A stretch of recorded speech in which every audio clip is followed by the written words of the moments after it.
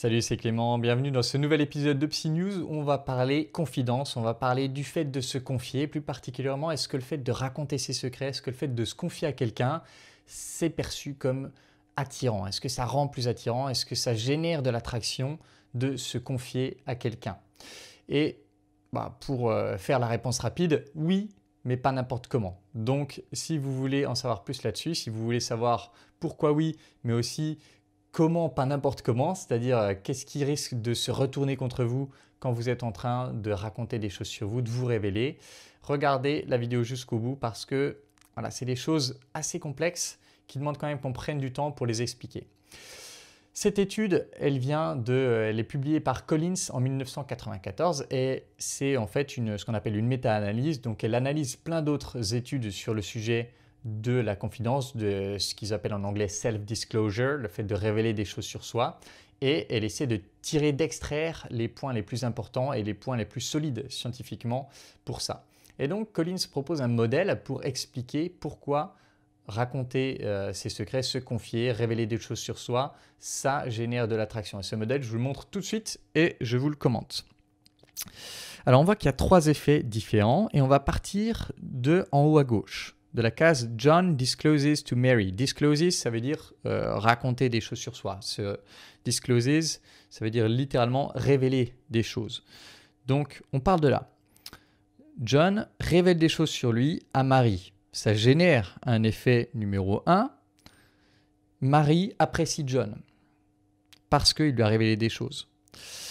Ensuite, comme Mary apprécie John, elle va avoir plus tendance à révéler des choses d'elle à John. Ça, c'est l'effet numéro 2. Et parce qu'elle a révélé des choses à John, elle va encore plus tendance à apprécier John. Ça, c'est l'effet numéro 3 et on voit que c'est la même chose de l'autre côté.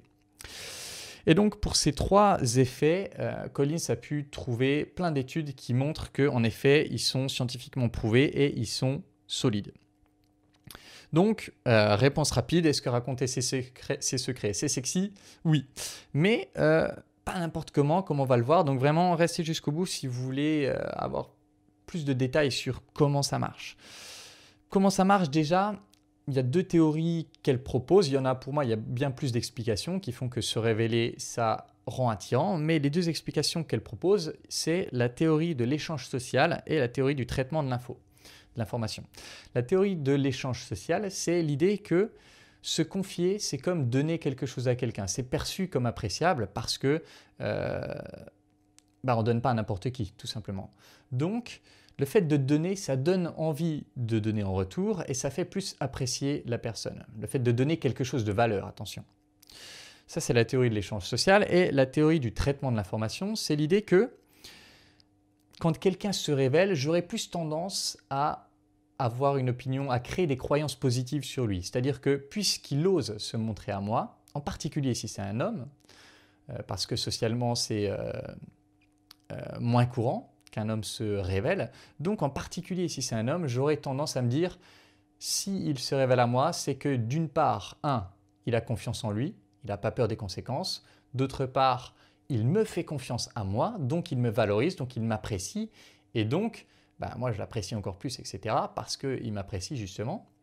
Et je sais pas, ça peut être, c'est quelqu'un de chaleureux par exemple. Chaleureux parce qu'il n'a pas peur de créer ce contact, il cherche à créer du contact plus fort avec les gens.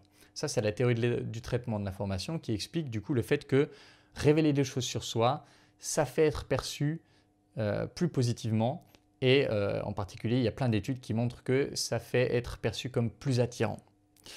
Maintenant, comme je l'ai dit avant, se révéler, oui, mais pas n'importe comment. Et Collins met en lumière 3 grands concepts auxquels il faut faire attention quand on veut se livrer. Les 3, c'est il faut que ce soit approprié, dirigé et désintéressé. Alors approprié, qu'est-ce que ça veut dire? C'est la notion de norme sociale, c'est-à-dire pas trop tôt. L'exemple typique du mec qui, à peine il a une ouverture, se met à raconter tous ses problèmes, tous ses trucs, etc. C'est trop. Ça montre que la personne ne sait pas se mesurer, ne sait pas se contrôler et qu'à la moindre ouverture, elle a besoin de déverser des choses. Donc c'est trop tôt et c'est étouffant.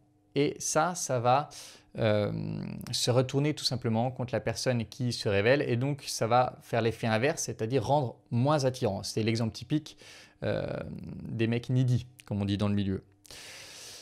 Il y a aussi la notion de pas n'importe où, mais ça je vais en parler dans une autre vidéo juste après, donc je ne vais pas rentrer en détail là-dessus. Et il y a aussi la notion de pas n'importe qui, c'est-à-dire il y a des gens qui réagissent mal au fait qu'on se livre à eux, mais ça encore une fois c'est vraiment un sujet complexe, donc je vais en parler dans une vidéo séparée. Maintenant, la notion de diriger. Diriger, ça veut dire que l'effet d'attirance est plus fort quand la personne a le sentiment que vous vous livrez à elle parce que vous l'appréciez elle. En d'autres termes, que vous n'êtes pas en train de raconter votre vie tout le temps à tout le monde, toutes les 4 secondes, etc. Mais que vous vous livrez plus particulièrement à elle, avec plus de profondeur à elle, parce que vous l'appréciez. Il me raconte tout ça parce qu'il m'apprécie vraiment. Et là, ça aura un effet encore plus positif d'attraction. Et donc, il faut que ce soit sincère, bien entendu. Il faut que ce soit sincère, c'est mieux si c'est sincère. Et si vous lui racontez ce que vous lui racontez, vous vous révélez parce que vous avez vraiment envie de vous connecter à elle et vous avez vraiment envie de vous connecter à elle parce que vous appréciez tel et tel truc chez elle que vous aurez pu lui mentionner juste avant. Troisième élément qui est pour moi le plus fondamental, c'est la notion de désintéressé. Je révèle des choses sur moi de façon désintéressée, c'est-à-dire je lui raconte pas ça parce que j'ai besoin qu'elle me raconte des choses en retour. Je lui raconte ça parce que dans le moment j'avais envie de lui raconter ça. Je lui raconte ça parce que tout simplement à ce moment-là j'avais envie de me livrer, j'avais envie de lui montrer quelque chose de moi sans pour autant avoir besoin qu'elle le fasse en retour. Et c'est là où les mecs needy créent l'effet inverse et créent un effet repoussant, c'est que quand vous racontez quelque chose de vous, la norme ce serait que la personne raconte quelque chose en retour. Et donc, en racontant quelque chose de soi, on peut mettre une certaine pression à l'autre de « Ah ben, il vient de me dire ça, moi aussi je dois lui raconter des trucs ». Et c'est là où, si vous avez si ça émane fortement de vous, que vous avez besoin de son retour, alors ça lui mettra une pression bien plus grande qui rendra repoussant parce qu'elle se sentira forcée de vous révéler des choses, en d'autres termes. Et donc ça, ce sera repoussant et ça fera l'effet inverse de celui qui est recherché. Alors que si vous vous livrez parce que vous avez envie de raconter ça, en particulier à elle, parce que là où vous en êtes dans votre interaction avec elle, vous l'appréciez vraiment, là, ça aura un effet bien plus fort de génération d'attirance. Ça générera de l'attirance de manière bien plus forte.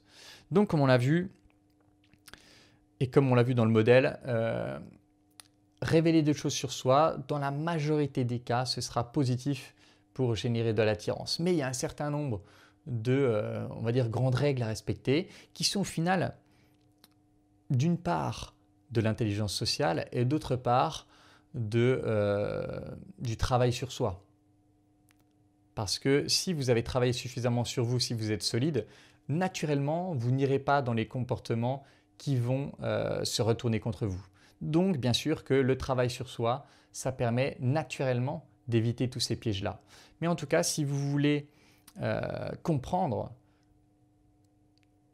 déjà si vous pouvez raconter des choses sur vous, si ça marche, si ça rend plus attirant et dans quelles circonstances, je pense que les clés que Collins donne dans cet article sont vraiment très intéressantes et bien sûr que je ferai d'autres vidéos sur le sujet rapidement. J'en ai déjà une ou deux là en préparation sur le sujet. Donc si ça vous intéresse et que vous n'êtes pas abonné, abonnez-vous.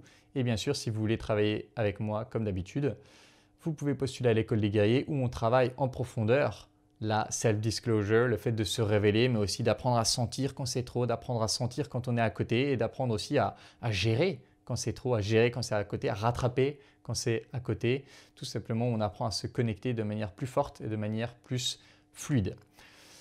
Voilà, j'espère que cette vidéo vous aura aidé et comme d'habitude, en attendant la prochaine, je vous embrasse et je vous dis à bientôt. Ciao.